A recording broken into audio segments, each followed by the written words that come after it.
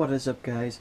This is going to be an update video primarily on when the Dakota Megasquirt install is going to be happening, and then I'll go and talk about a couple other just little things while I've got you guys here. So I'll just go ahead and show you guys some of the parts that I've gotten in the mail already for the truck. I'm still waiting on a few things. Had a few things that were out of stock and didn't get shipped or were lost or whatever. I had a handful of items that have had that happen to them, and it's part of the reason it's taken me this long just to get all the parts here. In here, I've got a vacuum port. It's just an aluminum vacuum port. This was like $18 or $19 with free shipping, so it's pretty cheap. It's a good sized chunk of aluminum for being that cheap. Basically, you've got giant hole here, giant hole here. Those are, I think, it can be two inlets for vacuum / boost, or one could be an inlet and one an outlet.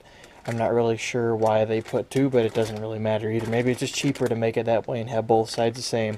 I don't know. Got a bunch of these that screw into it, so you would have the one big main source for vacuum or boost or whatever going into it, and then a bunch of these would be on it, and then I can just take this silicone vacuum hose I've got and these hose clamps I bought, put these in, and then just clean all of my vacuum lines up. I have one line, like one continuous line with a whole bunch of vacuum line or vacuum tees hooked up to it, which are prone to breaking, melting, lines blowing off. They don't look good, and I'm ready to get rid of them, do it the right way, and run this. I'll just mount this up on the firewall somewhere, probably close to the fuel pressure regulator.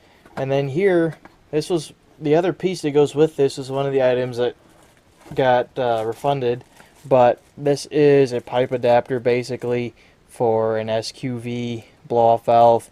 I ordered like an eBay 3rd gen SSQV blow-off valve, like an HKS knockoff, and they were out of stock of the color I bought.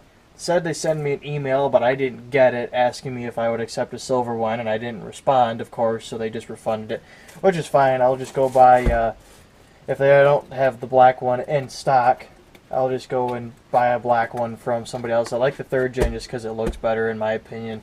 I don't think it sounds or performs any different, especially if it's eBay. It's not really going to matter, but it'll look more like a genuine HKS if it's the 3rd gen knockoff, because that's what everybody's used to seeing, the one with the fins and everything. So I got the pipe adapter, so I don't have to weld fittings or anything. I can just hose clamp that on. I've got plenty of T-bolt clamps and couplers left from the intercooler kit to run that, and plenty of shorter piping as well. And I got some 5/16 drain line. This is braided and everything. It's Teflon. This is for the oil drain. I bought this little thing. This is for the turbo, which basically it's to go on this. Obviously it's not going on this, but it's going to go right there, because I got the double one, actually came out of this in my turbo right now because it was what I had. And I'm looking to clean things up and get rid of that and just run this for the wastegate feed instead of the double one with the plug on it. And then, of course, you guys have already seen the Megasquirt, my serial cable, my Hall effect distributor that I'm going to be running, the plug wires to go with it. There's a V8 throttle body right there, by the way. I've had this for quite a while but haven't installed it because there's no point installing it unless I can get an intake manifold, port match it, and shorten the runners to go with it. Otherwise, the bigger butterflies that the V8 throttle body has are going to be pretty much a waste of time, because it's not going to flow anymore if the throttle or the intake manifold has the V6 size ports on it. So that'll be coming eventually. Almost forgot about these. Well, I can't really open them, but these are eBay generic off-brand 60-pound injectors. They're quite a bit bigger than what I need, but I went ahead and got bigger ones, for one, just in case they don't flow quite as much as the eBay listing says they do, and two, if they do flow 60 pounds, I could potentially use them to run E85 on the truck with it. And having more fuel injector is always a good thing. You can never have too much, I suppose, even though it could cause idling issues if I go way too big. One of these is open, and I don't know. It's gonna be the very last one I check. It's gonna be the open one. Watch, the very last one I checked. By the way, it's a set of 8. I obviously don't need 8, but I figured if these work good and they hold up, I can use them on a V8 if I swap one in eventually. So yeah, hold it into the light just a little bit. It looks like a Bosch knockoff basically, but it's just a real basic 60 pounder. There's really nothing all that special to it. Hopefully it works. They're kind of cheap looking, they're all plastic, but if they do what I need them to do, they hold up, they flow enough, I will run them for, you know, what they're worth. Because hopefully they don't just end up failing on me and causing, you know, damage to things. So that is all of that stuff. I'll just show you guys these real quick. You might have noticed them. I bought new taillights for, well, new used taillights for the PT Cruiser. These are the later ones with the clear turn signals. The ones I have on there, I tinted because the taillights were just so ugly and I couldn't really stand looking at them anymore. So I tinted them and they look just as ugly, if not uglier, with the lens tint on them. So I went and picked these up, cleaned them and polished them. They've got a nice shine to them and everything. The one had this one had like little scuffs up here, like somebody had backed into something. And then this one, somebody put like an aftermarket secondary brake light bulb into it, which is kind of weird. So I just taped it shut, and I'll keep an eye on that and make sure the heat from the bulb doesn't make the tape wrinkle up and come off. If it does, I'll get some ABS plastic or something that can handle heat and some gasket maker and glue it on there. But got those as well. Those will be going on. The only reason they're not on now is because the sockets that go in here are different. The ones on my car have 2 of these little slider things, and these have 3. So can't use them yet. I got to go back and get the plugs off the other car. That is all of that. I'm going to go out to the garage and show you guys a couple things because you got some really cool stuff. And then I think that'll be it. This is what I meant by the taillights looking odd. They aren't like... They're not ugly, they just don't look like they belong, because the rest of the car is pretty much stock looking and, you know, regular, and then black tail lights. And I went darker than I wanted to as well. This car is actually doing pretty well. I've been very happy with that car. At the moment it has engine restorer in it. I'm actually making a video, in the process of making a video on that stuff. But it's going to take time because I put it into the oil, did the compression test before. I did a compression test after putting 100 miles on it, and it made no difference. So right now I'm going to just put a full 3,000 miles on it and then check the compression again after that and see if it increases. And we'll also see if it burns as much oil as it has been. It was burning, after 3,000 miles, it burned about 2 quarts of oil, which is a lot. But it's not like a concerning amount, like it's about to blow up or anything. But it's enough that I have to keep an eye on it. The compression was over 150 psi for all 4 cylinders, and they were all within about 5 psi of each other. I think my lowest was 150 psi, and my highest was 156. And I think cylinder 4 was the lowest one, if I remember right. So my oil is probably escaping through the seals in the turbo. That's the only other place I can think of. Or it could be valve stem seals potentially, but you can't smell oil. I can step on it and you don't notice oil smoke, or you don't smell it when it's sitting idling or anything like that, and there's not an excessive amount of soot coming out of the exhaust. I don't know for sure where it's coming from. I'm assuming it's a turbo, so I'm just doing a quick experiment on that to see if it'll increase compression ratio, reduce my oil consumption even through the turbo potentially. Over here I replaced the entire knuckle on the passenger side because this wheel bearing is shot. Those of you who follow my Instagram, it's at meangreendak1. For those of you who want to follow me, I'll try to remember to put the text thing right here. This wheel bearing is shot, and it was easier and was supposed to be cheaper to just swap an entire Junkyard knuckle onto it and be done, because it's my daily driver and I don't want to buy a wheel bearing, have to press the new one on, because that's what you have to do, is you have to press these on and then just mess with all of that, because I did that on the Golf and that was the biggest pain in the ass ever. It was a lot easier to just go to the junkyard, find a nice tight smooth bearing and swap it on.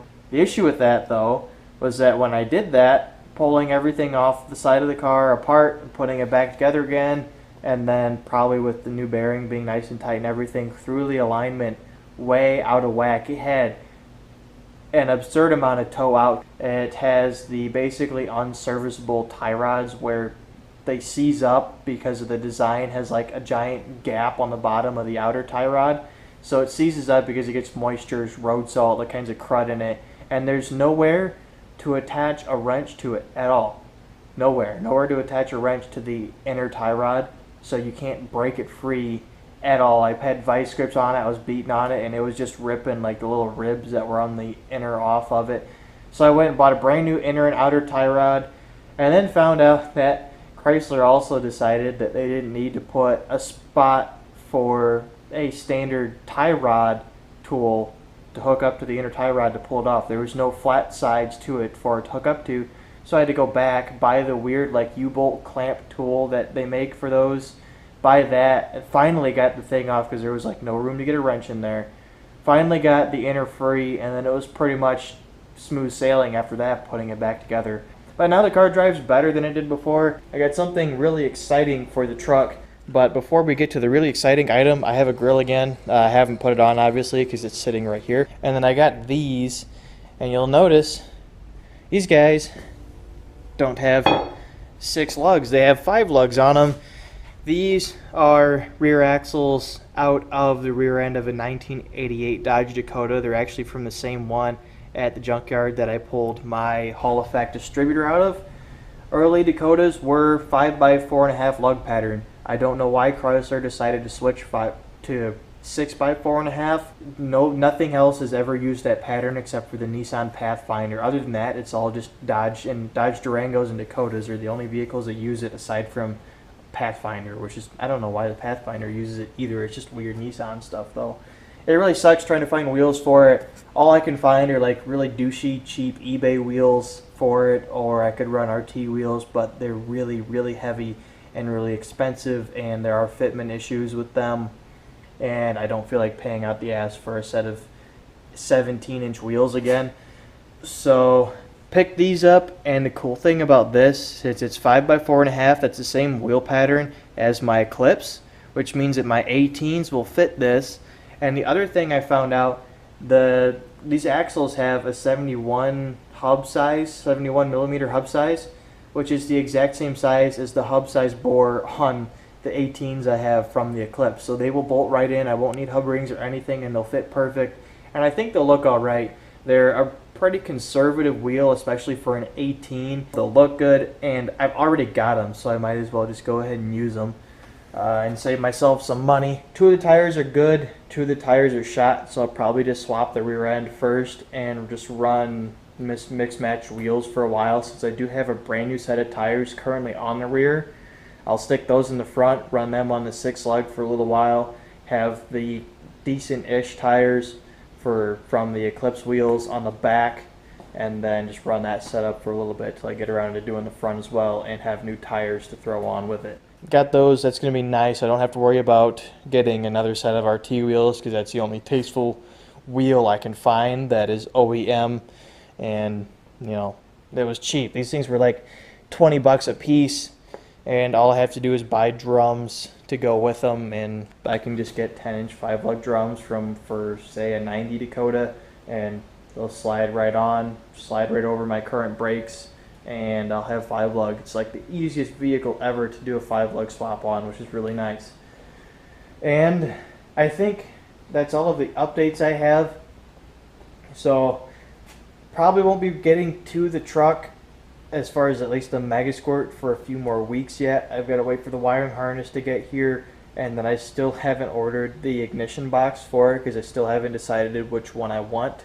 And then once those are here, I'll be able to go ahead and take on that massive job. I'll probably take a vacation day or 2 off of work, so I have plenty of time just to work on it and not be super stressed out about getting it done. Yeah, that'll be coming up. I'm going to do a couple little things to it. I got the vacuum port I'm going to install. I may install the blow-off valve before the Megasquirt stuff happens. And then I've got some LED pods I got for it from a friend of mine for free. They're like the 3x9 little LED like light bar pod things. I'm going to put those in where my fog lights were and run them off a toggle switch. So I'll probably make that a video as well. That's going to be the end of this update video. It ended up being really long, and I kind of apologize for that, but it's all exciting stuff, I guess. Got some cool things coming. I keep gathering more and more parts and haven't really gotten around to doing anything, but my main priority right now is just getting the Megasquirt on there. Once that's done, I'll start getting stuff like his 5-lug swap done, my transmission swap, which is going to be really easy and really cheap as well. I'll get that stuff done. That's going to be one of my main priorities once the Megasquirt is finished, is getting the 5-lug swap and transmission swap done. And then after that, it'll all be easy, fun stuff, hopefully. Cross fingers, as long as nothing else breaks. But that's where I'm going to end this video. That was a really long update, and I apologize for that. But hope you guys have enjoyed, and I will see you later.